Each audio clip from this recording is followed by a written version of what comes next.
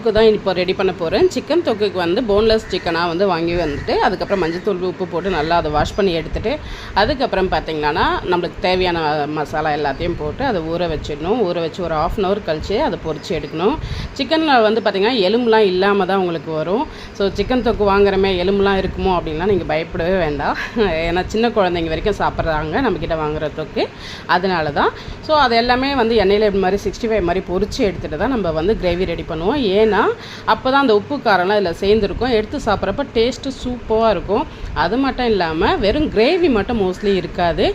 ஒவ்வொரு பாட்டிலையும் பார்த்திங்கன்னா பீஸ் வெறும் 5 பீஸ் 6 பீஸ் அந்த மாதிரிலாம் இல்லாமல் ஃபுல் அண்ட் ஃபுல் பார்த்திங்கன்னா பீஸ் தான் நிறைய இருக்கும். சிக்கன் தொக்கா இருந்தாலும், மீன் தொக்கா இருந்தாலும், எறா தொக்கா இருந்தாலும், மட்டன் தொக்கா இருந்தாலும் எல்லாத்துலேயுமே பீஸ் தான் அதிகமாக இருக்கும். ஸோ நீங்கள் ஒன் டைம் நம்மக்கிட்ட வாங்கி பார்த்திங்கன்னா நான் இவ்வளோ தொலைவு சொல்ல வேண்டியதில்லை, உங்களுக்கே தெரியும்.